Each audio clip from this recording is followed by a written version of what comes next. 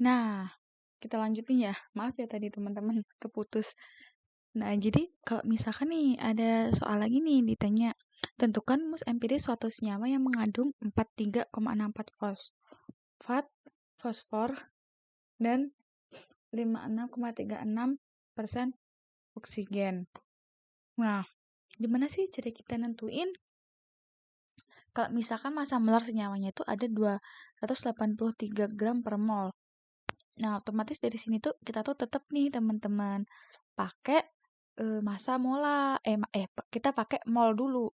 Jadi tuh dianggapkan tuh kalau misalkan persen gini, ya kan kalau persen kan berarti kan fullnya kan 100% nih ya teman-teman. Ya udah nih kita anggap sampelnya tuh 100 gram. Kita gimana sih cara kita cari tahu molnya? Ya udah tinggal aja ini kita anggap gram, yaitu 43,64 gram dijadiin molnya, ya berarti dibagi sama massa molarnya yaitu 30,97, jadi tuh molnya si fosfor tuh berapa. Terus si oksigen juga ini dianggap sebagai masanya, terus dikali 1 mol O dibagi 16 gram oksigen, ini tuh massa molarnya. Nah, jadi tuh 3,523 kali 3,523 mol. Jadi kenapa sih ini massa molar kok bisa kayak gini? Ya kan massa molarnya tuh oksigen misalkan 16 gram per mol. Nah, kalau misalkan kita bagi kan otomatis nanti gini kan nulisnya teman-teman, 5,36 16 gram per mol. Nah, otomatis kita kalau misalkan kita naikin ke atas ya berarti 56,36, ini kan 16 gram per mol, otomatis kan molnya jadi naik dong. Mol per 16 gram gitu. Jadi gitu sih asal usulnya, kenapa kayak dibagi terus kok kenapa dikalikan tapi akhirnya kan tetap angkanya kan tetap dikali gitu teman-teman. Nah, terus habis itu udah tuh tadi kan dapet tuh ya perbandingan molnya. Nah, mol yang terkecil tuh fosfor. Ya udah tuh berarti nanti molnya tuh dibagi, si fosfor dibagi fosfor, si oksigen dibagi fosfor, dapat tuh nanti suatu bilangan bulat nih. Ini teman-teman. Jadi deh nanti perbandingan rumus empirisnya P2O5. Jadi ibaratnya kalau misalkan disuruh adukan gini mah, kita tetap gimana sih cara ngebuat si unsurnya itu tuh jadi mol gitu. Kan ekivalensi yang subscript di bawah itu kan bisa dijadiin perbandingan mol, otomatis kita juga harus cari tahu nih dulu si mol per unsurnya tuh berapa. Akhirnya nanti kita dapat tuh perbandingan buat nentuin rumus empirisnya tuh berapa. Gitu deh. Nah, kalau misalnya kita mau cari tahu rumus molekul, diketahui kan rumus empirisnya P2O5 aja tuh udah 283 gram per mol. Nah, kalau misalkan tadi rumus molekulnya tuh massa molekulnya tuh 283,9, otomatis mah eh massa massa si rumus empiris ya sama dengan massa si molekul. Jadi ibaratnya kalau misalkan andai kata ini tadi kan massa molarnya si P2O5 kan sekian, sedangkan massa molekulnya juga sekian. Rumus empiris sama rumus molekulnya kan sama. Kalau misalkan si ini tuh si rumus si rumus empirisnya tuh 283,9 gram dan sedangkan massa molekulnya tuh 560-an. Nah, otomatis nanti kan berarti kan dikali 2 tuh. Otomatis nanti rumus empirisnya dikali 2 jadi P3O10. P4O10 gitu teman-teman. Kan dikali 2. Gitu deh.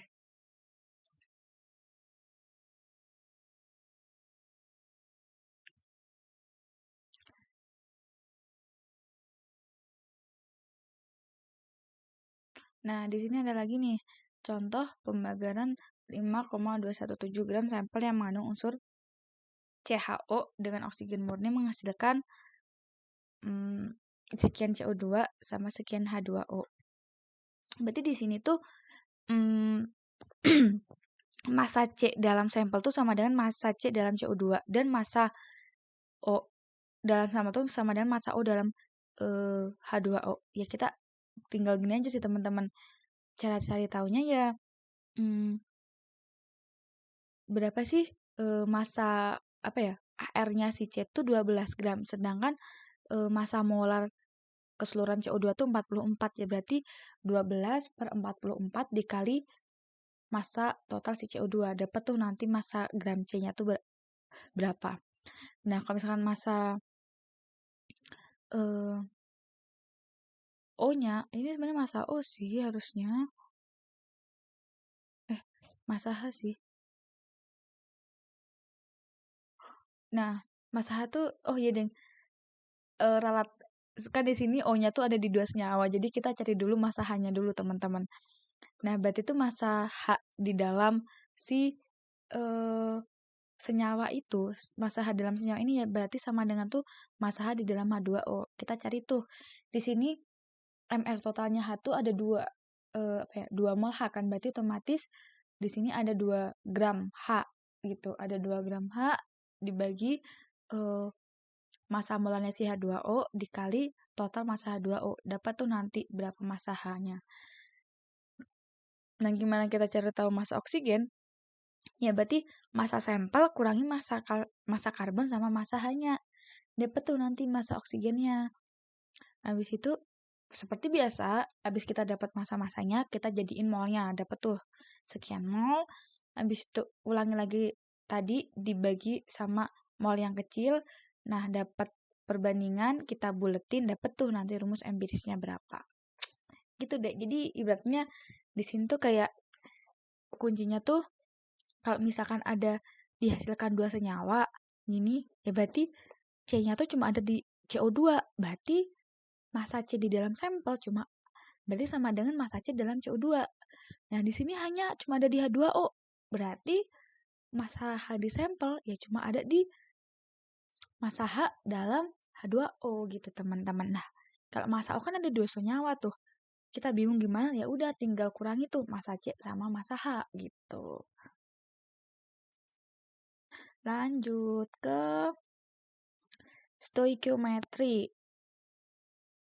Itu tuh apa ya? Kayak perbandingan sih, teman-teman.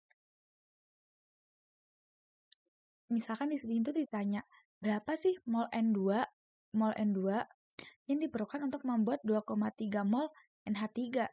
Ya udah sih, kita kayak perbandingan koefisien aja. Berapa sih mol N2? Perbandingan mol N2 sama NH3? Ini 1, ini 2. Ya berarti tinggal 1/2 kali molnya NH3. Dapat tuh nanti molnya N2. Kalau misalkan stoikiometri di sini mah kayak kalau cuma dalam skala mol mah kita kayak cuma perbandingan koefisien aja sih, teman-teman. Dikaliin sama molnya gitu. Dapat deh nanti. Nah, kalau misalkan nih ada teman-teman mesti kalau misalkan di praktikum juga ada kan ya. Reaksi pembatasnya tuh siapa sih yang habis duluan gitu. Ya berarti contohnya di sini ada diketahui massa dari masing-masing spesiesnya dengan reaksinya seperti ini.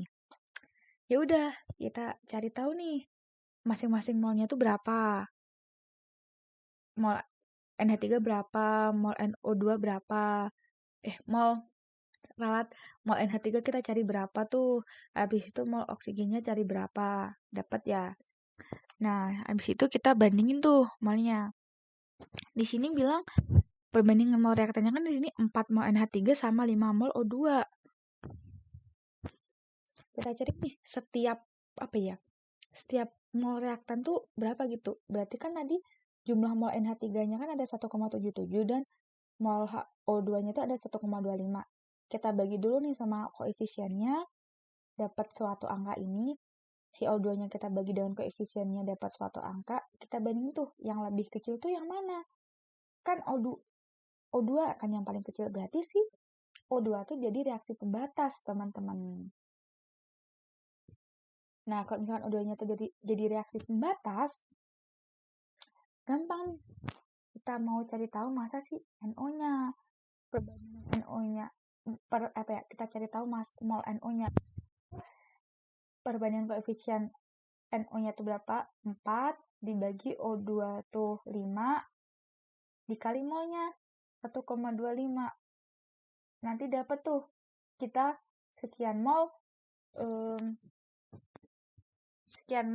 NO. Nah, kalau misalnya kita mau cari buat masanya, ya berarti tinggal nih dikaliin sama massa molarnya, massa molar si NO. Dapat nih nanti total massa NO yang terbentuk tuh berapa gitu, teman-teman. Di sini misalkan aku hitung 4/5 dibagi 5 kali 1,25. Dapat nih 1. Berarti 1 dikaliin massa molarnya dapat tuh 30 gram NO. Gampang deh jadi.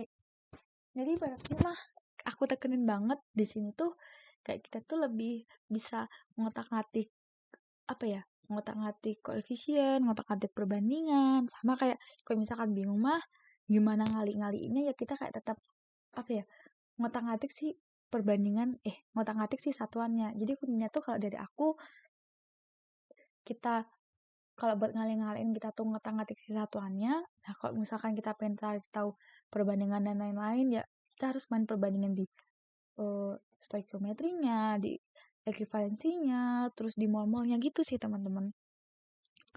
Jadi emang di sini tuh namanya aja tuh judulnya konsep mol. Jadi di sini tuh kita harus paham betul konsep mol, reaksi-reaksi itu gimana gitu. Nah, kalau misalkan nih ada suatu hasil reaksi, nah dalam banyak eksperimen kan biasanya tuh produk tuh kayak lebih sedikit gitu loh teman-teman dari hasil teoritis. Itu tuh bisa ada faktor-faktornya tuh, ada melekatnya produk pada peralatan, ada kayak produk yang udah menguap, ada padatan yang masih tertinggal, terus ada juga reaksi samping. Nah, biasanya tuh kalau misalkan kalau misalkan di praktikum biasanya tuh ditanya ini berapa persen sih hasilnya? Ya berarti tinggal hasil aktualnya tuh hasil yang kita dapat di eksperimen dibagi hasil teoritis sesuai perhitungan kita dikali 100%. Dapat tuh nanti persen hasil reaksinya berapa. Ternyata di sini ada fosfor yang direaksiin sama klor jadi fosfor triklorida. Reaksinya seperti ini. Nah, kita cari tahu nih massa teoritisnya dulu nih teman-teman. Berarti massa teoritisnya tuh ya tinggal 12 gram fosfor dibagi massa molarnya. Dapat tuh mol fosfor berapa, kita dapat juga mol klornya berapa. Kita tentuin reaksi pembatas seperti tadi, kayak molnya tadi dibagi koefisien sama molnya tadi dibagi koefisien. Kita tentuin yang paling kecil mana, itu yang bakal jadi reaksi pembatas. Nah, buat cari tahu produk yang terbentuk, ya tinggal ada nih perbandingannya tadi. 2 dibanding Cl-nya tadi tuh ada berapa ya? 3. Berarti 2/3 dikali molnya si Cl2, ini molnya si Cl2. Dapat nih nanti molnya si PCl3. Di sini nanti tuh dapat molnya si PCl3. Habis itu dikali nih sama massa molar PCl3. Dapat deh nanti massa teoritis PCl3.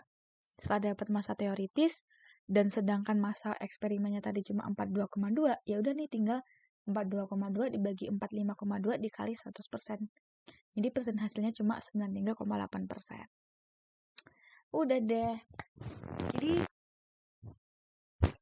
kuncinya mah kita harus teliti, terus kayak teliti dengan koefisiennya, dengan ekivalensinya, terus teliti dengan senyawanya ini tuh ada di mana aja. Jadi kayak lebih ke kita harus ngitung kayak konsep mol tuh emang molnya tuh bisa dipakai buat perbandingan gitu sih teman. Jadi harus teliti banget sih. Oke, sekian dari aku. Apabila ada kesalahan aku mohon maaf. Wassalamualaikum warahmatullahi wabarakatuh.